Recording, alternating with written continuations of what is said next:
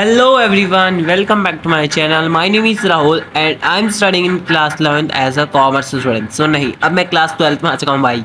हाँ यार, क्या स्टार्टिंग में ही गलती कर रहा है। हाँ sorry, I am in class 12 commerce student. तो इस वीडियो में मैं तुम्हें बताने वाला हूँ कि मैं ऑफिशियली क्लास 12th में आ चुका हूँ एंड तुम्हारे डाउट्स वगैरह सब कुछ क्लियर कर दूंगा कि मैं 11th में पास हुआ हूँ या फेल हुआ हूँ। इसके अंदर रिजल्ट तो नहीं है मेरा, बट कोई ना, स्टिल हाँ अभी मैं स्कूल नहीं गया हूँ। स्कूल जाऊंगा तब रिजल्ट लेके आऊंगा मैं, तो मैं तुम्हारे साथ पक्का शेयर करूंगा अब की बार। तो हाँ, मैंने 10th में नहीं किया था बिकॉज मेरे बहुत ही बेकार परसेंटेज आए थे, बट हाँ अब की बार तो मैं 11th में तो करूंगा। मैंने मेहनत तो की है बट इतनी नहीं की है जितनी मैंने एक्सपेक्ट कर रखा हूँ मैं कि मेरे को इतने आ जाएंगे, बट हाँ उतनी मैंने मेहनत नहीं की है।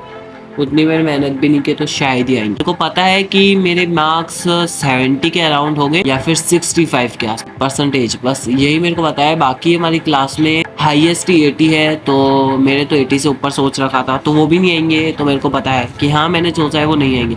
बाय द वे मैं तुम्हें बता दूं कि यहाँ पे मैं क्लास 12 का बिजनेस स्टडीज का पढ़ रहा हूँ, चैप्टर 1 मैनेजमेंट के बारे में है कुछ, तो मैं वो चैप्टर पढ़ रहा था। तो इसके अंदर मैंने कुछ इतना पढ़ा नहीं है, मैनेजमेंट क्या होता है और उसके कैरेक्टरिस्टिक फीचर्स, ये सारा कुछ पढ़ा है मैंने। बाय द वे मैंने सिर्फ 2 दिन ही पढ़ा है क्योंकि मैं हैबिट बना रहा हूँ, क्योंकि बहुत दिनों से पढ़ा नहीं है, तो ऑफकोर्स हैबिट तो बनाना ही पड़ेगा। तो इसलिए मैं हैबिट बना रहा हूँ कि मैं डेली 20 मिनट्स पढ़ूंगा एंड जैसे ही स्कूल जाने लगूंगा उस दिन से मैं 3 to 4 आवर्स पढ़ना स्टार्ट कर दूंगा, then I will good to go. ठीक है, सो ये सारा कुछ मैंने पढ़ा था उस दिन बस, और तो इतना कुछ पढ़ा नहीं था। मैंने बिजनेस में भी पढ़ा था। तो ये मेरी नहीं है, ये मेरी दीदी की है। तो मेरी दीदी भी कॉमर्स स्ट्रीम से है, तो मेरी दीदी की है बुक्स। तो मैं बुक्स नहीं लेके आया हूँ, बस मेरे पास ये है। इनमें से मेरे पास कुछ बुक्स इंग्लिश की नहीं है और आईपी की नहीं है और एक अकाउंट्स की नहीं है। सो ये है मेरी फिजिकल की बुक। एंड अगर मैं बात करूँ तो 11 से अराउंड 10 to 11 चैप्टर्स होंगे इसके अंदर। हाँ, अब तुम बोलोगे बुक्स देख ली और चैप्टर ध्यान नहीं है। हाँ भाई सच में मेरे को ध्यान नहीं है, मैंने इतनी अच्छी तरीके से नहीं देखी थी इसलिए।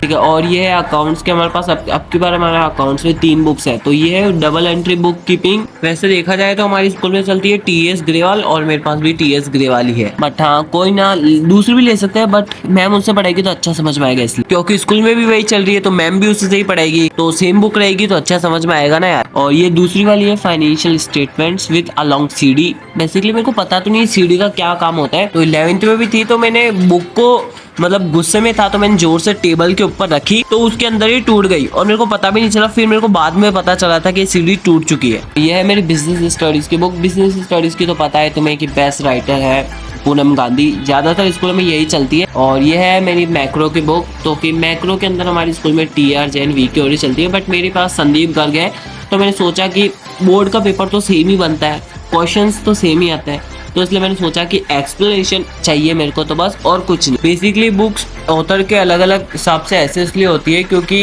इसके अंदर ये होता है कि अलग अलग जो ऑथर होते हैं वो खुद की लैंग्वेजेस में अच्छी तरीके से समझाते हैं और बहुत ही इजी वर्ड यूज करते हैं ताकि स्टूडेंट को इजीली समझ में आता है, इसलिए होती है। 7th में मैम से पूछा था तो मैम ने यही बोला था हमको।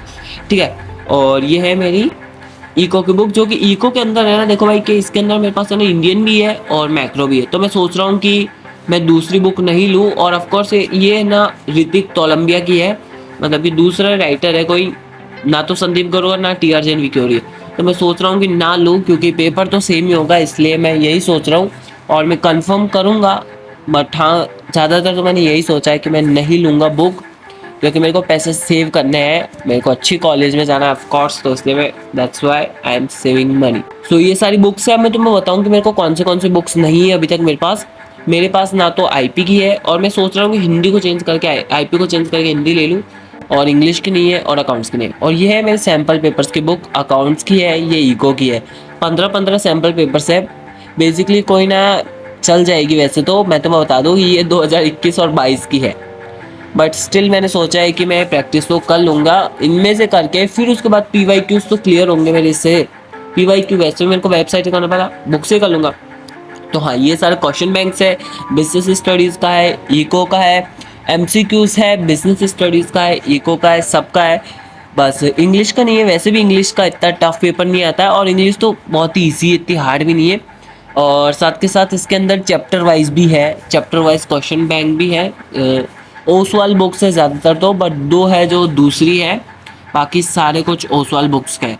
एमसीक्यूज, क्वेश्चन बैंक और एक है चैप्टर वाइज क्वेश्चंस। ये सारा कुछ है इसके अंदर। फ्रेंड्स वीडियो कैसी लगी कमेंट करके जरूर बताना। मिलता है नेक्स्ट वीडियो में, जब तक के लिए टेक केयर एंड बाय।